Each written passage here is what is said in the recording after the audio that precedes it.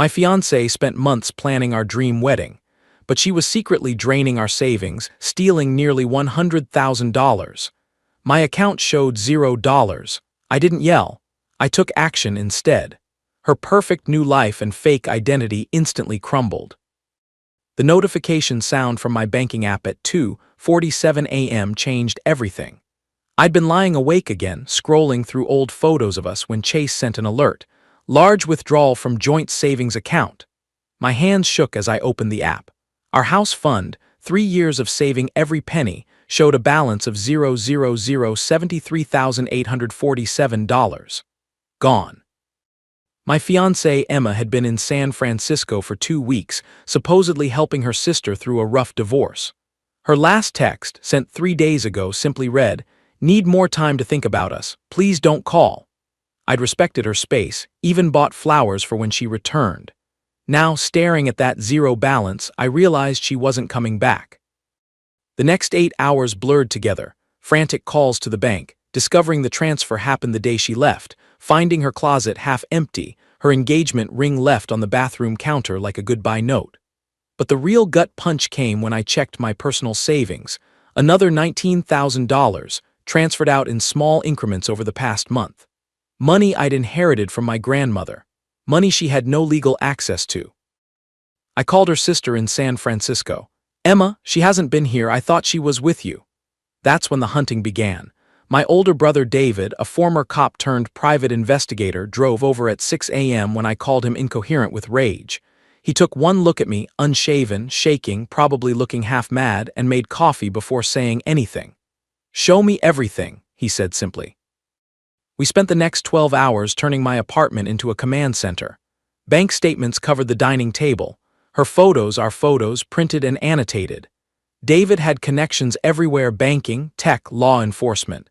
By evening, we traced the money through 3 different accounts, all opened in the weeks before she left. "She's been planning this for at least 6 months, David said, pointing to the pattern. "See these small transfers? She was testing your attention. When you didn't notice, she got bolder." Emma Martinez had vanished with $92,847 of my money, but she'd made one crucial mistake. She'd forgotten about our shared Netflix account. Still logged in, still showing recently watched shows. The location, Austin, Texas. A new profile had been added. Jake, my best friend Marcus, a cybersecurity consultant, joined our investigation. What started as a favor turned into an obsession when he discovered the depth of her deception. Within hours, we'd found her. Emily Morrison, senior marketing director at a tech startup in Austin, living in a $4,200 month high-rise apartment.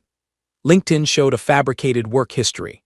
Instagram displayed weekend trips to Cabo, designer handbags, champagne brunches, all funded by my grandmother's inheritance and our dream home savings. The photos with Jake twisted the knife deeper. 6 months of pictures, meaning she'd been with him while planning our wedding, while I was working overtime to boost our savings, while she was telling me she loved me every night. "Look at this," Marcus zoomed in on one photo. "That restaurant, Austin, I've been there. That meal alone is $500 for 2. She's burning through your money fast." David's contact at the Austin PD confirmed what we suspected. Emily Morrison had no history before 4 months ago. But Emma Martinez had a sealed juvenile record from Phoenix that David managed to access through old connections. Fraud. She'd stolen from her high school boyfriend's family at 17, convinced them not to press charges by playing the troubled teen card. "She's done this before," David said grimly. "You weren't her first mark, just her biggest score." My mother arrived the next morning, taking one look at the disaster zone we'd created before pulling me into a hug. "We'll get her," she whispered. "That bitch messed with the wrong family." Mom had never cursed in my presence before. She took over logistics, calling my lawyer cousin Rebecca, arranging for a forensic accountant, making sure I ate something besides coffee and rage. She also did something I hadn't thought of. She called Emma's mother in Phoenix. "Your daughter has stolen nearly $100,000 from my son," she said calmly into the phone. "I thought you should know before the FBI gets involved." The silence on the other end was deafening. Then Emma's mother spoke. "Not again. Oh God, not again." Turns out Emma had a pattern. Her parents had bailated her out twice before, once in college when she'd stolen a roommate's identity for credit cards, once after college when she'd embezzled from her first job. They'd spent their retirement savings on lawyers and restitution, believing each time that she'd changed. We told her we were done, her mother sobbed. After the last time, we said no more help. She cut us off 2 years ago, said we were toxic. We haven't heard from her since. The evidence mounted. Apartment applications filed 2 months before she left, a new BMW leased the week she disappeared, job references from companies that didn't exist. She'd even listed me as a former roommate on her rental application, claiming I'd been financially unstable and she'd had to support me. But the most damning evidence came from an unexpected source. Her best friend Melissa, who'd been maid of honor at our planned wedding, called me crying. "I can't keep this secret anymore," she said. "Emma's been planning this since last Christmas. She showed me the apartment listings, said she deserved a fresh start. I told her to just break up with you, but she said she'd earned that money for putting up with you. I'm so sorry, Ryan, I should have warned you." Christmas.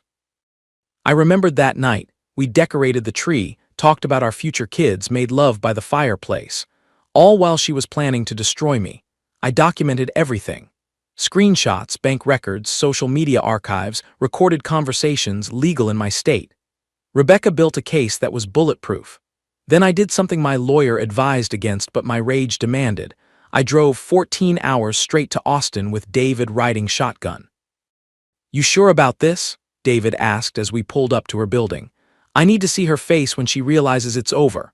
The woman who answered the door at Unit 4012 looked like Emma but polished to perfection. Hair professionally colored, subtle cosmetic work, wearing a Versace dress I recognized from her Instagram. Her face went white, then red, then white again. "You can't be here," she whispered, glancing behind her.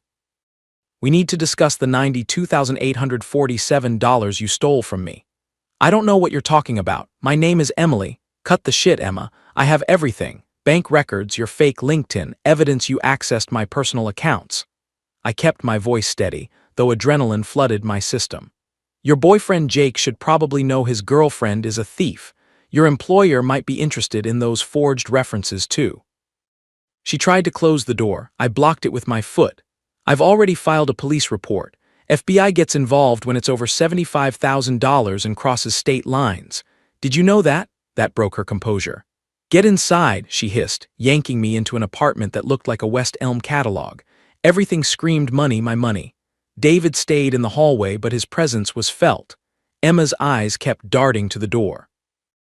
"You were suffocating me," she started, but I cut her off. "You were planning this while we were tasting wedding cakes, while my mom was battling cancer and you pretended to care, while you helped me write my grandmother's eulogy knowing you were already stealing her inheritance.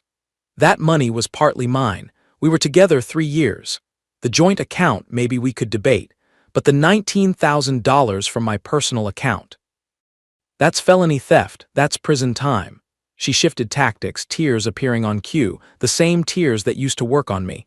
"I was trapped. You were so focused on the future, the house, babies, the whole suburban dream, I couldn't breathe. So instead of talking to me like an adult, you robbed me and ran off with some tech bro. I'll pay you back," she said quickly. "Give me 6 months, you'll pay me back now, every penny. Plus the cost of my lawyer this trip and the therapy I'll need to trust anyone again." "I can't, it's tied up in." "Then start liquidating. That BMW outside, this apartment you can't actually afford, whatever's left of my money." The negotiation lasted 2 hours. She tried everything, seduction, threats, more tears. She claimed I was abusive, that she'd fled for her safety. When I showed her the recording app on my phone capturing everything, she crumbled. "I'll give you $50,000, that's all I can access right now." "Not good enough. You have 48 hours to transfer the full amount, or I'm not just going to the police. I'm going to the FBI, your employer, and Jake. I wonder how he'll feel knowing his girlfriend is living under a fake name with forged credentials." "You wouldn't dare. Try me. You killed the man who would have protected you at any cost. What's left doesn't give a damn about your reputation." She made the first transfer that night, $50,000 from an investment account. The way her hands shook while typing told me there was more. I pushed harder. "The BMW lease is in your name. Cancel it. The security deposit on this place, that's another $8,000. Your signing bonus at the fake job you lied to get. I want it all." "This is extortion." "No, this is consequences." Jake came home while we were still talking. tall, clean-cut, the kind of guy who peaked in his fraternity. Emma tried to play it off, introducing me as an old friend, but I was done with her games. "Hi Jake, I'm Emma's fiancée, or Emily as you know her. Did she mention she's been using a fake name, or that she funded your romantic getaways with money she stole from me?" The explosion was spectacular. Jake's face went through every shade of red as I showed him proof: her real driver's license photo, our engagement announcement from 8 months ago, bank records showing the theft. Emma's carefully constructed house of cards collapsed in minutes. "Get out," Jake told her, voice shaking. "Get your things and get out." "Baby, I can explain." "Explain what?" "That you're a con artist.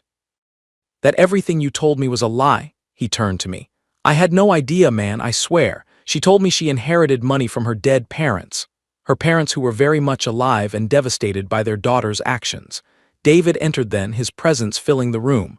"Austin PD is downstairs. You can either complete the transfer now or we can do this at the station." Emma's hands flew across her laptop. The remaining $42,847 hit my account within minutes, along with another $11,000 she'd hidden in a PayPal account. Jake watched in horror as the woman he thought he knew revealed herself as a stranger. The next morning, I met with Detective Rodriguez at Austin PD. With interstate fraud and amounts exceeding $75,000, federal charges were possible. Emma hired a lawyer who tried to negotiate, but I had documentation of everything, including her accessing my personal accounts using passwords she'd stolen. Her employer terminated her within days after discovering the forged references. Marcus had sent them an anonymous tip with proof that she'd never worked at the companies listed on her resume. Her apartment complex started eviction proceedings for application fraud. Jake not only kicked her out but also contacted everyone in their social circle with the truth. The life she'd built on lies and my money disintegrated faster than our relationship had. But the universe saved the best for last. Her coworker Lindsay reached out through LinkedIn. Turned out Emma had been claiming her parents died in a car accident for sympathy points at work. She'd also taken credit for campaigns she hadn't worked on, padding her portfolio with other people's achievements. Lindsay had suspected something was off and done her own investigation. She was always weird about her past, Lindsay told me over coffee when I returned to Austin for the legal proceedings. Never had photos of family, stories didn't add up. When you contacted her employer, I wasn't surprised. Just angry I hadn't trusted my instincts sooner. Lindsay became a key witness. She documented Emma's lies, keeping emails where Emma claimed credit for others' work. She also revealed that Emma had been pursuing the company's CFO, likely planning her next score. The legal process took 4 months. Emma tried every angle, painting me as vindictive, claiming the money was a gift, even suggesting we'd had an understanding about her starting fresh. But paper trails don't lie. Bank records showed methodical theft. Her own emails, subpoenaed during discovery, revealed months of planning. Rebecca, my lawyer cousin, was brilliant. She found evidence of Emma's previous crimes, established a pattern of behavior. She also discovered Emma had 3 other identities in different states, all with pristine credit histories built on stolen Social Security numbers. "She's not just a thief," Rebecca told the judge. "She's a serial predator who targets men emotionally and financially. This needs to stop." In the end, Emma pled guilty to avoid trial. 18 months probation, 300 hours of community service, mandatory restitution of $92,847 plus $11,000 in legal fees and damages. The federal charges were dropped in exchange for her cooperation in closing the fake identities. She had to liquidate everything: the car, her designer goods, even her $401k early withdrawal penalty. The last time I saw her was at the final hearing. Gone were the designer clothes and perfect makeup. She looked smaller, defeated. Her attorney read a statement about errors in judgment and emotional distress. The judge wasn't sympathetic. "Ms. Martinez, you methodically defrauded someone who trusted you completely. You didn't just steal money, you stole his faith in human decency. The court orders full restitution within 90 days. Her parents attended the hearing.